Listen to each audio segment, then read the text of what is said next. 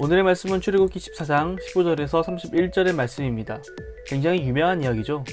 출애굽한 이스라엘 백성들이 홍해를 건너는 이야기입니다. 어제 말씀을 이어서 보게 되면 출애굽한 이스라엘 백성들은 하나님의 인도하심에 따라서 이 광야의 길을 걷게 됩니다. 그런데 이 앞에는 홍해가 막고 있고 이 뒤에서는 이집트 군대가 쫓아오게 되니 이 가운데 있었던 이스라엘 백성들은 이 모세를 원망하게 되죠.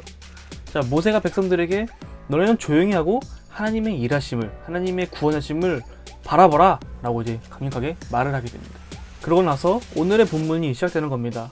여호와 하나님께서 모세를 찾아오셔서 말씀하시죠. 너가 지팡이를 들고 이 지팡이를 들은 손을 바다 위로 내밀게 되면 바다가 좌우로 갈라져서 벽이 될 거다 라고 말씀하시는 거죠. 그러시면서 이스라엘 백성들이 그 가운데의 마른 땅을 지나가게 될 거라고 말씀을 하십니다.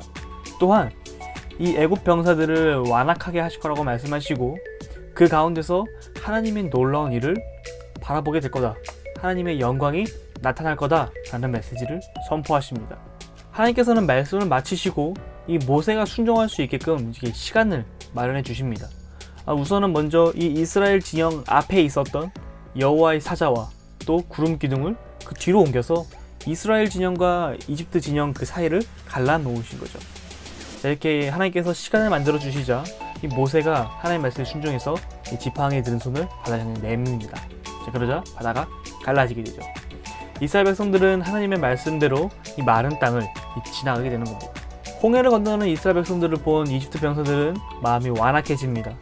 자, 이집트 병사들은 이들을 잡기 위하여 급하게 홍해 사이를 지나가게 되죠.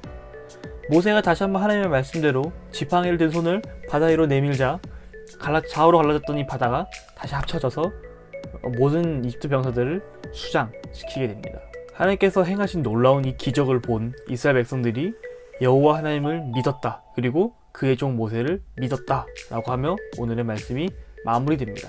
우리의 삶에는 홍해와 같은 그리고 이집트 병사들과 같은 그런 장애물들이 종종 생기곤 합니다. 이런 장애물이 생겼을 때 과연 하나님께서 살아계신 거 맞나? 하나님께서 일하고 계시나? 하나님께서 지금 내 기도를 들어주고 계시나? 나에게 왜 이러한 고난이 임해되는가? 라는 고민에 우리는 쉽게 빠지곤 합니다. 오늘 말씀 가운데서 우리가 잊지 말아야 될 한 가지의 가장 중요한 포인트가 있습니다. 그것은 바로 하나님께서 일하신다는 것이죠. 오늘 하나님께서는 이 이스라엘 백성들을 구원하시는 사건을 통해서 홍해를 가르치고 이 이집트 병사들을 수장하시는 이 방법을 통해서 이 일하심을 통해서 하나님께서 영광을 얻으십니다.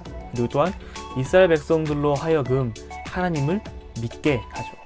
여호와 하나님께서 오늘 모세를 찾아오셔서 모세에게 말씀을 하십니다. 그리고서는 이제 지팡이를 내밀어라 라고 말씀을 해주시죠.